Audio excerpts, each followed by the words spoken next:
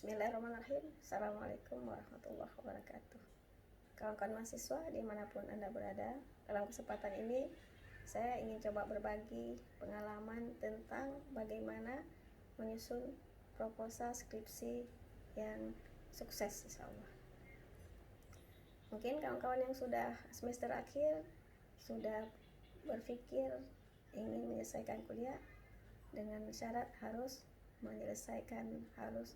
menyusun sebuah karya tulis yang bernama skripsi. Sebelum skripsi ini kita tulis, tentunya kita perlu menyusun sebuah proposal skripsi yang akan kita seminarkan di seminar proposal. Kawan-kawan ingin membuat proposal skripsi, mungkin karena baru pertama kali kan bingung begitu ya. Nah, biar tidak bingung, pada kesempatan ini saya coba berbagi pengalaman bagaimana memulai membuat proposal skripsi untuk seminar proposal. Proposal itu kita buat mengawali dengan masalah. Biasanya kalau kita buat proposal awali dengan masalah, maka kita akan lebih mudah ketimbang membuat proposal mengawali dengan judul. Karena judul yang kita susun terkadang sangat cantik, tetapi ketika kita observasi ke lapangan tidak ada masalah.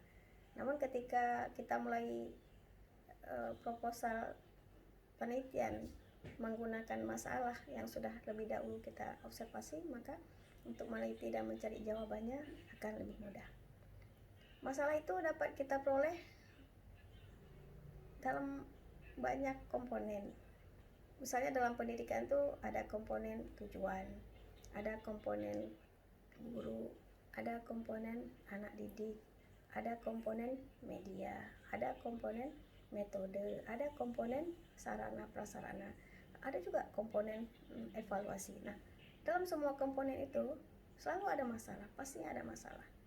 Misalnya dalam tujuan, kita sudah merancang sebuah pembelajaran yang sangat baik, seperti misalnya kurikulum berkarakter ini, kita melihat ada 4 kompetensi yang ingin dicapai. Misalnya kompetensi inti 1 dalam rangka bagaimana setelah pembelajarannya anak-anak baik hubungannya dengan Allah. Lalu kompetensi kedua, diharapkan setelah pembelajaran nanti anak-anak memiliki sikap sosial yang bagus, respect dengan lingkungan, punya kepedulian.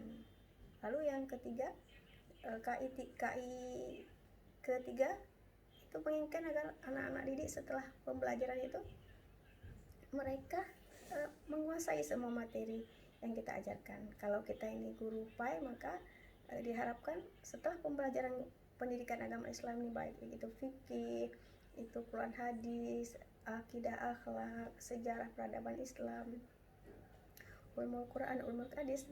Nah, dari pembelajaran ini kita harapkan anak-anak menguasai semua pengetahuan tentang yang diajarkan tersebut.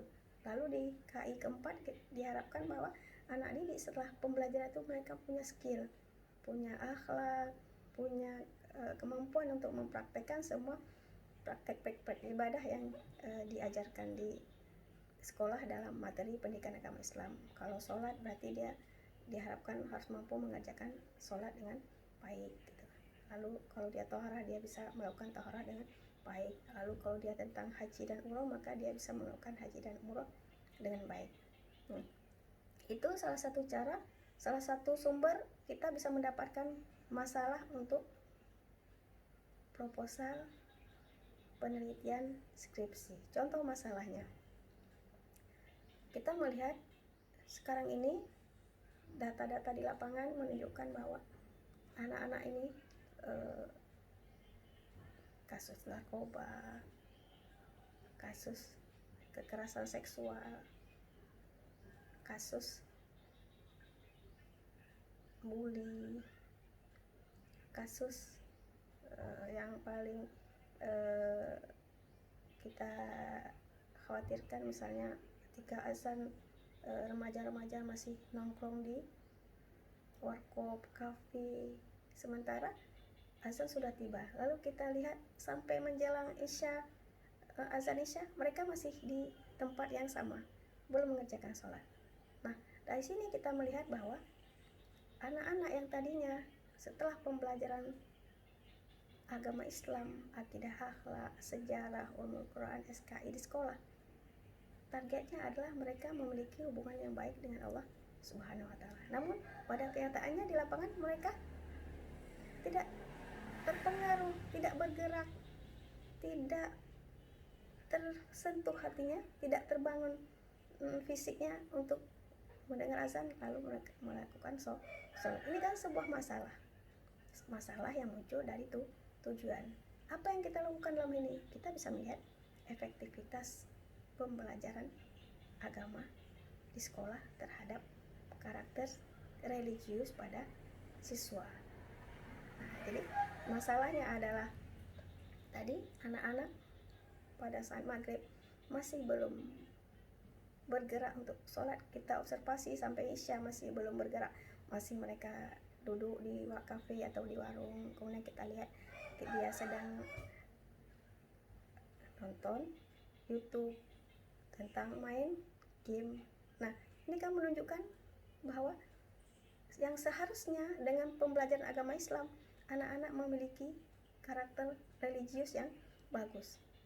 KI, kompetensi inti 1 adalah mengharapkan anak-anak punya hubungan yang baik dengan Allah setelah pembelajaran agama Islam. Namun di lapangan yang kita lihat sebaliknya, azan sudah berkumandang, isya pun sudah berkumandang lagi, mereka masih belum bergerak, masih duduk nonton, masih main game, masih nonton YouTube, main game atau kegiatan lain, ngobrol sama kawan-kawan. Nah, dari tujuan ini kita bisa menemukan masalah bahwa anak-anak tidak memiliki sikap religius meski sudah belajar pendidikan agama Islam. Oleh karena itu, yang kita lakukan adalah apa yang akan kita melihat efektivitas pembelajaran kurikulum 2013 terhadap peningkatan kualitas karakter religius pada anak-anak. Nah, penelitiannya bisa di mana? Bisa di warkop, bisa di kafe, bisa di sekolah. Nah, dimanapun ya kita bisa menemukan anak-anak yang seperti ini. Nah, itu. Lalu kita susun judul dengan masalah itu.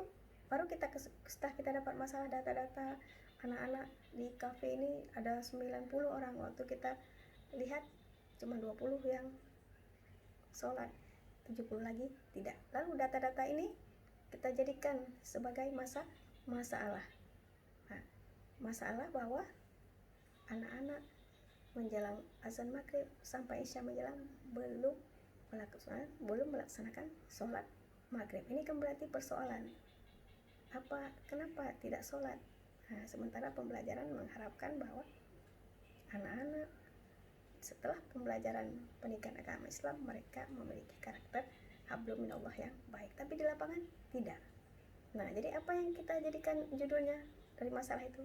Kita mau lihat sejauh mana efektivitas pembelajaran kurikulum 2013 terhadap peningkatan karakter religius atau dengan kata lain pencapaian KI 1 itu tercapai atau tidak. Judulnya boleh sesuai keinginan kita, tapi intinya adalah yang kita sampaikan bahwa melihat tentang efektivitas pembelajaran kurikulum 13 terhadap peningkatan karakter religius pada siswa. Masalah yang tadi bahwa maghrib pun anak-anak masih di kafe, masih di warkop. Kemudian kasus sekarang anak-anak tawuran, lalu mereka sekarang banyak anak-anak kita memakai narkoba. Kemudian ada kasus-kasus bully di sekolah sesama kawan.